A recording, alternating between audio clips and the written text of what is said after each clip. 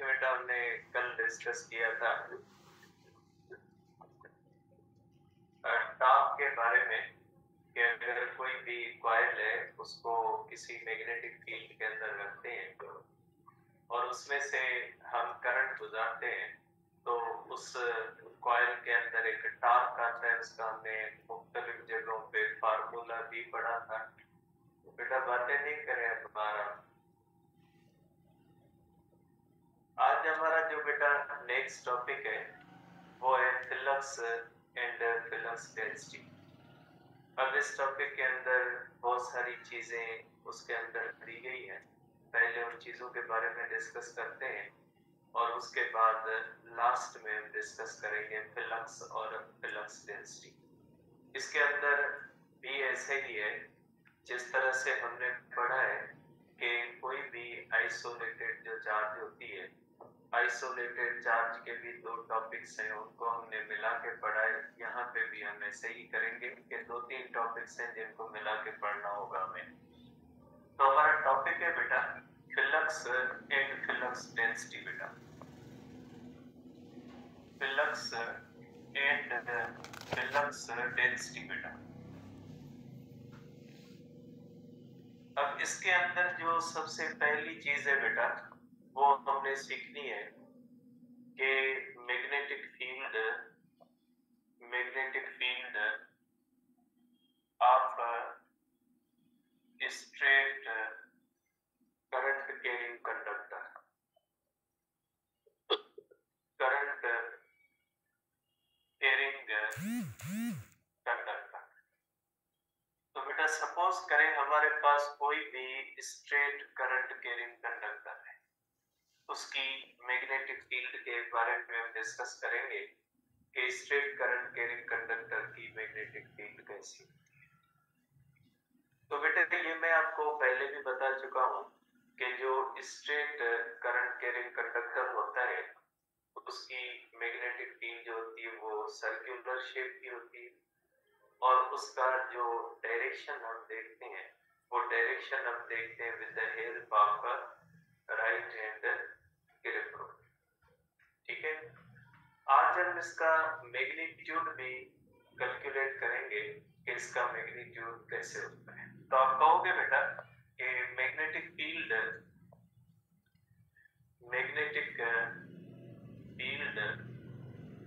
Of straight conductor is circular in shape. इसका जो shape होता है वो सर्कुलर होता है। Direction of B is determined using right hand grip rule। ये चीज मैं दोनों चीजें आपको बता चुका हूं कि अगर कोई भी स्ट्रेट कंडक्टर है इस तरह से उसमें करंट जा रहा है तो उसकी जो मैग्नेटिक फील्ड बनती है वो इस तरह से सर्कुलर शेप की बनती है, इस तरह से। ठीक है, और ये लाइनें क्लॉकवाइज होगी, एंटी क्लॉकवाइज, तो वो राइट हैंड ग्रिप रूल की तरह होगी। अब इसको एक और तरीके से आप बना सकते हैं। सपोज करें बेटा ये स्ट्रेट कंडक्टर है, इसको बनाने का एक और तरीका भी है। एक तो तरीका ये बेटा इस तरह सर्कल बनाते हैं। ठीक है, एक तरीका और है। देखिए बेटा अगर हम देखेंगे तो राइट साइड पे फिंगर्स जो होती है वो अंदर की तरफ और लेफ्ट साइड पे जो फिंगर्स होती है वो किस तरफ होती है, बाहर की तरफ। इसका मकसद है इसकी मैग्नेटिक फील्ड की लाइनें यहाँ से बाहर आती है और यहाँ से अंदर जाती है। तो इसकी मैग्नेटिक फील्ड को हम इस तरह भी बनाते हैं। और आपको पता है इसको आप इस पैटर्न के अंदर भी बना सकते हैं।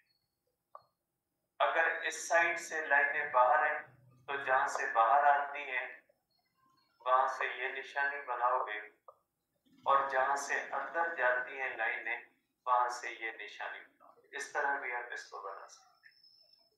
इसका मकसद है इसकी मैग्नेटिक फील्ड लाइनें यहां से निकल के इधर जाती है क्योंकि राइट हैंड रूल। अब अगर करंट डाउनवर्ड होता है इस तरह से, अगर करंट इसमें डाउनवर्ड आता है इस तरह से, अगर करंट का डायरेक्शन डाउनवर्ड होता है तो बेटा इस साइड पे अंदर और इस साइड पे बाहर, तो यहाँ पे मैग्नेटिक फील्ड लाइनें ऐसे बने, ये मैग्नेटिक फील्ड लाइनें ऐसे, ठीक है। इसको आप इस तरह से बना सकते हैं कि ये इसमें करंट अगर डाउनवर्ड है तो इस साइड से लाइनें बाहर की तरफ होती है और इस साइड से लाइनें जो होती हैं वो अंदर की तरफ। तो जरूरी नहीं आप इसको इस शेप में बनाओ, ज्यादातर इसको इस तरह से भी बनाया जाता है। तो आप कहोगे कि जो स्ट्रेट कंडक्टर होता है उसकी मैग्नेटिक फील्ड का शेप जो होता है वो सर्कुलर होता है और उसका जो डायरेक्शन हम देखते हैं वो with the help of right hand grip rule देखते हैं, ठीक है। अब अगर इसका मैग्नीट्यूड हम निकालना चाहें, मैग्नीट्यूड का हमने नहीं पढ़ा था कि अगर इसका मैग्नीट्यूड निकालना चाहें तो कैसे निकालेंगे। फॉर एग्जांपल मैग्नीट्यूड ऑफ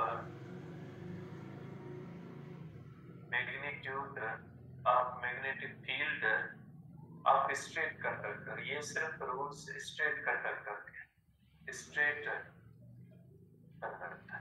अगर कोई भी स्ट्रेट कंडक्टर है उसकी मैग्नेटिक फील्ड का मैग्नीट्यूड कैसे निकालेंगे, इसके लिए हम लगाते हैं बेटा Biot and Savart law. Biot and Savart law, Biot and Savart law is used to calculate magnetic field of straight conductor। Straight conductor के लिए बायोट एंड सेवर्ट लॉ इस्तेमाल होता है, इसको बियो एंड सेवर्ट लॉ भी कहा जाता है। बायोट एंड सेवर्ट लॉ को बियो एंड सेवर्ट लॉ कहा जाता है और ये सिर्फ अप्लाई होता है स्ट्रेट कंडक्टर के, किसी और शेप के लिए ये इस्तेमाल नहीं हो सकता। अब सपोज करें ये हमारे पास स्ट्रेट कंडक्टर है और इसमें करंट आया जा रहा है, ठीक है। अब इससे डिस्टेंस r पे एक पॉइंट P में लेता हूं जिसका डिस्टेंस r है फ्रॉम कंडक्टर। अब मैं यहाँ पे देखना चाहता हूँ इसकी मैग्नेटिक फील्ड कितनी है। एक पॉइंट P मैंने ली हुई है जो एक डिस्टेंस r है फ्रॉम कंडक्टर के, कंडक्टर से ये डिस्टेंस r पे एक पॉइंट P है, वहां पे मैं देखूं कि इसकी मैग्नेटिक फील्ड कितनी है। तो बायोट एंड सेवर्ट लॉ कहता है कि इस पॉइंट P पे जो मैग्नेटिक फील्ड होगी वो डायरेक्टली प्रोपोर्शनल होगी ट्वाइस ऑफ करंट। जितना ज्यादा करंट होगा उतनी मैग्नेटिक फील्ड स्ट्रांग होगी। और ये दूसरी पॉइंट कहते हैं magnetic field is inversely proportional to the distance, कि ये मैग्नेटिक फील्ड जो है वो डिस्टेंस से इनवर्स रिलेशन है। इसका मकसद है जितना डिस्टेंस ज्यादा होगा उतनी मैग्नेटिक फील्ड क्या हो जाएगी, वीक हो जाएगी। इसका मतलब ये भी है कि magnetic field of straight current carrying conductor is non uniform, क्योंकि जो चीज नॉन यूनिफॉर्म होती है ना वो किस पे डिपेंड करती है, वो डिपेंड करती है डिस्टेंस कि जैसे जैसे हम कंडक्टर से दूर जाएंगे मैग्नेटिक फील्ड वीक होगी और जैसे जैसे कंडक्टर के करीब आएंगे मैग्नेटिक फील्ड क्या हो जाएगी, मैग्नेटिक फील्ड स्ट्रांग होगी, ठीक है। तो अगर हम फार्मूला बनाएंगे तो ये फार्मूला बनेगा proportional to the twice of I over R, या कर सकते हैं V equal to mu not upon 4 pi 2I। यहाँ पे कांस्टेंट ऑफ प्रोपोर्शनलिटी है म्यू नॉट अपॉन 4 पाई, ठीक है। यहाँ पे बायोट एंड सेवर्ट लॉ का जो कांस्टेंट है, कांस्टेंट ऑफ प्रोपोर्शनलिटी है is equal to mu not upon 4 pi into twice of I, ठीक है, into twice of I upon R। हो जाएगा 2 में बेटा, ये हो जाएगा mu not I upon 2 pi. ये आ जाएगा बेटा स्ट्रेट करंट कैरिंग कंडक्टर की मैग्नेटिक फील्ड का फार्मूला। अब इसमें म्यू क्या होता है बेटा? म्यू जो होता है, म्यू को हम कहते हैं परमेबिलिटी। देखिए बेटा, परमेबिलिटी ऑफ फ्री स्पेस, ठीक है। जिस तरह से एप्सिलॉन नॉट होता है ना बेटा मीडियम का, इसी तरह से मीडियम का म्यू नॉट होता है। जिस तरह से इलेक्ट्रिक फोर्स मीडियम पे डिपेंड करती है, इसी तरह से मैग्नेटिक फोर्स भी किस पे डिपेंड करती है? मीडियम पे डिपेंड। और आपको पता है कि मैग्नेटिज्म के अंदर 3 मीडिया होते हैं। एक होता है फेरोमैग्नेटिक मटेरियल, आयरन, निकल और कोबाल्ट। अगर ये कहीं पे होते हैं तो ये मैग्नेटिक फील्ड को स्ट्रांग बना देते हैं। और दूसरे होते हैं डायमैग्नेटिक मटेरियल, ऐसे मटेरियल जो मैग्नेट से रिपेल होते हैं। और तीसरे होते हैं पैरामैग्नेटिक मटेरियल जो वीकली अट्रैक्ट होते हैं। 3 मीडिया होते हैं, उस हिसाब से मैग्नेटिक फोर्स चेंज होती है। तो ये जो म्यू नॉट होता है इसको परमेबिलिटी या फ्री स्पेस कहा जाता है। अगर कोई और मीडियम है तो म्यू आर आ जाएगा। जिस तरह से किसी और मीडियम के लिए एप्सिलॉन आर आता है, तो यहाँ पे कौन सा आ जाएगा? म्यू आर आ जाएगा। अब ये जो म्यू होता है, इसकी वैल्यू क्या होती है? इसकी वैल्यू हो जाती है, ठीक है, 4 पाई इंटू 10 पावर -7। म्यू की वैल्यू ये होती है। जबकि म्यू नॉट अपॉन 4 पाई की वैल्यू क्या हो? Is equal to 4 pi 10 power -7 upon 4 pi cancel is equal to 10 power -7। याद रखिएगा, खाली म्यू की वैल्यू होती है 4 पाई इंटू 10 पावर -7, जबकि म्यू नॉट अपॉन 4 पाई की वैल्यू कितनी होती है? 10 पावर -7। ठीक है, तो ये हो जाएगा।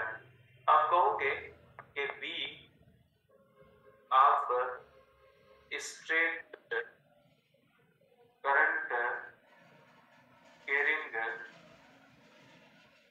Conductor is non uniform. ये नॉन यूनिफॉर्म होती है बेटा, ठीक है। तो इस टॉपिक की पहली बात हमने डिस्कस कर ली बेटा। बायोटेट-सेवर्ट लॉ इस टॉपिक के अंदर यहाँ पे नहीं दिया हुआ। बायोटेट-सेवर्ट लॉ आगे एम्पियर्स लॉ के साथ दिया। तो ये स्ट्रेट कंडक्टर से रिलेटेड है। तो यहाँ पे जो टॉपिक पढ़ रहे हैं इसमें स्ट्रेट कंडक्टर के बारे में डिस्कस कर रहे हैं। तो मैंने आपको बायोटेट-सेवर्ट लॉ यहाँ पे बता दिया, ठीक है। अब इसके अंदर दूसरी चीज दी गई है। जो दूसरी चीज दी गई है वो ये, इस टॉपिक का सेकंड पार्ट है बेटे, बड़ा टॉपिक है, इसमें 4-5 चीजें दी गई है, डिटेल्ड चीजें दी गई है। दूसरा ये होता है कि मैग्नेटिक फील्ड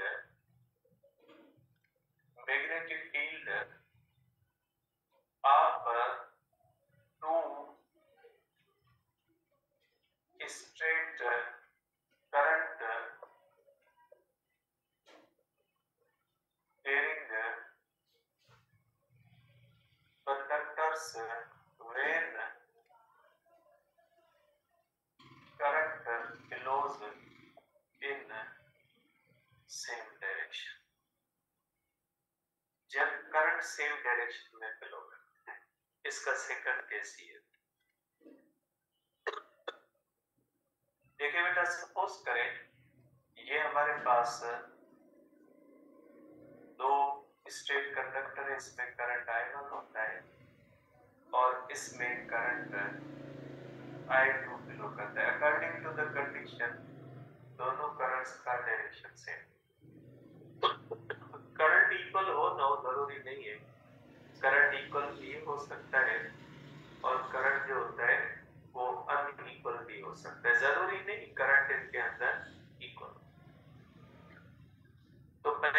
इसके अंदर ये ध्यान में रखिएगा, दोनों कंडक्टर्स को हमने वैक्यूम के अंदर रखा, दोनों कंडक्टर के दरमियान जो मीडियम है वो स्पेस है, कोई और मीडियम। अब ये दोनों कंडक्टर जब इनमें से करंट गुजरेगा तो दोनों कंडक्टर क्या बन जाएंगे बेटा? क्या कर रहे हैं बेटा? मसला है। तो दोनों कंडक्टर मैग्नेट बन जाएंगे, तो या तो दोनों कंडक्टर एक दूसरे को अट्रैक्ट करेंगे या दोनों कंडक्टर एक दूसरे को रिपेल करेंगे। अब पहले ये क्वेश्चन भी पूछा गया था, आपके बुक में नहीं है लेकिन टेस्ट में क्वेश्चन आया था कि अगर सेम डायरेक्शन में करंट होता है तो वो कंडक्टर अट्रैक्ट करेंगे या रिपेल करेंगे। अब आप इसका फैसला ऐसे नहीं कर सकते, चार्जेस के हिसाब से एक जैसी चार्जेस रिपेल करेंगी और अपोजिट चार्जेस अट्रैक्ट करेंगे, ऐसे नहीं होता इसका डिसीजन। अब इसका डिसीजन इस बात से होगा कि इन दोनों के दरमियान दो फील्ड्स होंगी, क्योंकि दो कंडक्टर है तो फील्ड्स भी कितनी होगी? दो। अगर वो दोनों फील्ड्स एक ही डायरेक्शन में है तो वो कंडक्टर रिपेल करेंगे, अगर दोनों फील्ड्स अपोजिट डायरेक्शन में है तो वो कंडक्टर एक दूसरे को अट्रैक्ट करेंगे। तो ये अट्रैक्ट करने का और रिपेल करने का जो फैसला होगा वो इन दोनों के दरमियान जो दो फील्ड्स होती हैं उनके डायरेक्शन में, क्या डायरेक्शन बना ले आप कौन सा होगा? तो देखें, मैंने आपको एक तरीका समझाया। देखें, इसकी मैग्नेटिक फील्ड यहाँ पे जो होगी वो अंदर की तरफ, मैग्नेटिक फील्ड B1 का डायरेक्शन ये होगा, ये magnetic field due to the conductor 1, और इस साइड पे ये क्या हो जाएगी? इस साइड पे हो जाएगी आउटवर्ड। तो ये मैग्नेटिक फील्ड इस कंडक्टर के लेफ्ट साइड पे आउटवर्ड है और राइट साइड पे क्या है? इनवर्ड है। ठीक, अब आप इसकी देख लें, ये इस तरह से देखिए, इसमें करंट, तो यहाँ पे इसकी जो मैग्नेटिक फील्ड होगी इसका कलर चेंज कर लें, इसकी मैग्नेटिक फील्ड का डायरेक्शन आउटवर्ड होगा। ठीक है, ये मैग्नेटिक फील्ड का डायरेक्शन आउटवर्ड होगा B2, और यहाँ पे इनवर्ड होगा। अगर एक साइड पे आउटवर्ड है तो दूसरी साइड पे लॉजिकली क्या हो जाएगा? इनवर्ड होगा। अब आप देख लें कि इन दोनों के दरमियान जो दोनों फील्ड्स हैं इनका डायरेक्शन सेम है या अपोजिट है? अपोजिट है, एक अंदर की तरफ है और दूसरी किस तरफ है? बाहर की तरफ है। तो आप क्या कहोगे, ये अट्रैक्ट करेंगे या रिपेल करेंगे? ये अट्रैक्ट करेंगे। ठीक है, तो आप कहोगे कि B1 and B2 are in opposite direction, therefore conductors repel each other.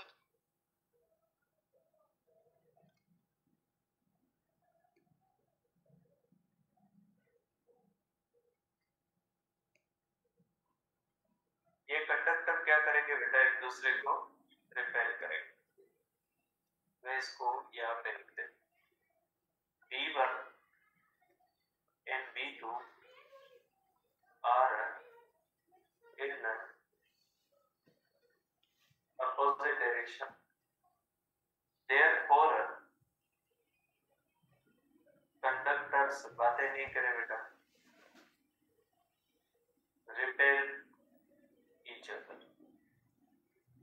Conductor एक दूसरे को क्या करेंगे?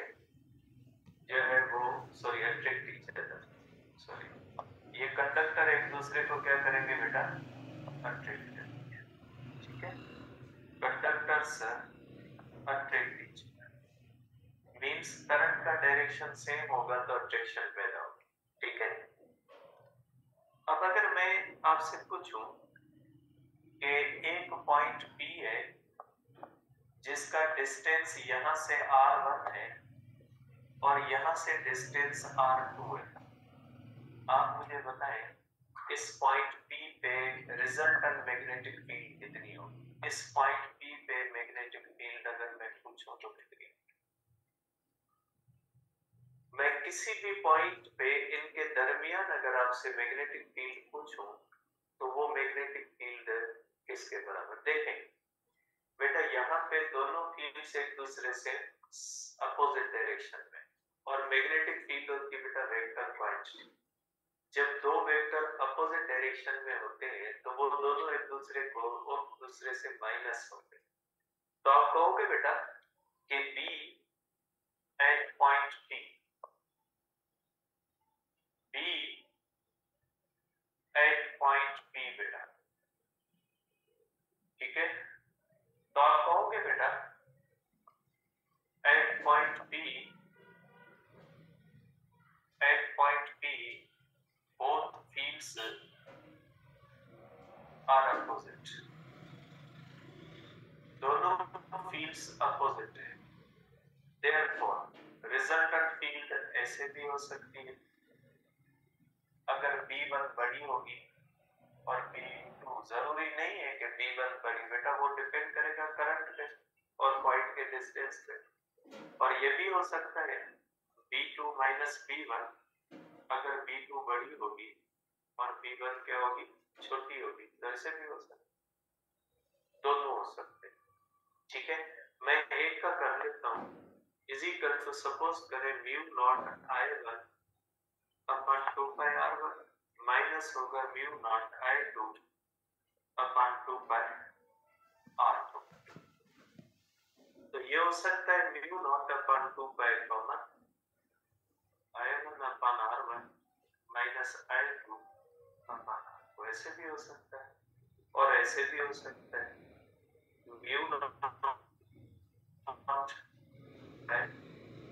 I2 R2 minus I1 R1। ऐसे भी हो सकता है अगर B1 ग्रेटर देन B2 और B2 ग्रेटर देन B1, ऐसे भी हो सकता है, दोनों हो सकता है, ठीक है?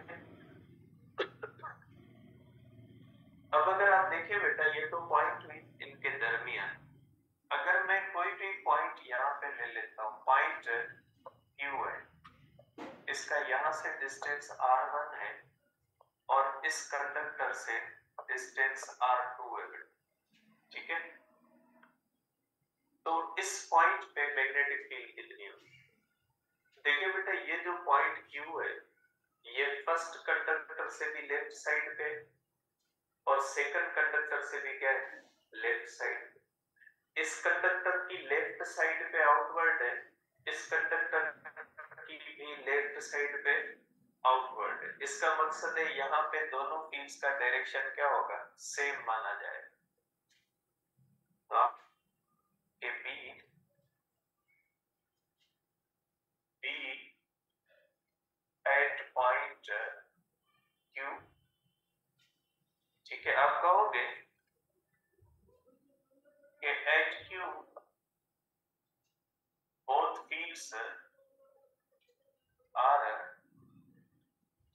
parallel with each other,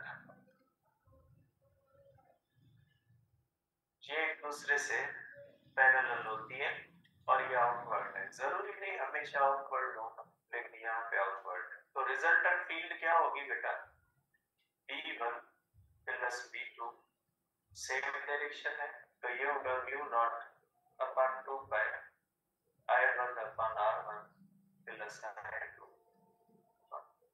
ऐसे, ठीक? अब हम करते हैं एक और पॉइंट बेटा। अगर सपोज करें, अगर कोई भी ऐसी पॉइंट है, R पॉइंट यहाँ है, इसका डिस्टेंस R2 है और इसका डिस्टेंस R1 होगा। ये दोनों राइट साइड पे इसकी भी फील्ड इनवर्ट है, इसकी भी फील्ड क्या है? इनवर्ट है, दोनों का सेम डायरेक्शन। तो आप कहोगे कि B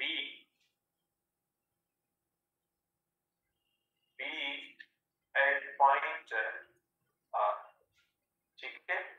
एट पॉइंट R क्या है बेटा? At point R both fields are parallel and inward, or inward. Therefore V1 plus V2 same formula आ जाएगा, I1 upon R1 plus A2 upon R2। ठीक है, तो ये आ जाएगा बेटा फार्मूला। ठीक है, तो ये दूसरा केस है। तीसरा और चौथा केस चला कल डिस्कस करेंगे बेटा। ये ऑनलाइन वाले स्क्रीनशॉट ले ले, ऑनलाइन वाले स्क्रीनशॉट ले ले बेटा।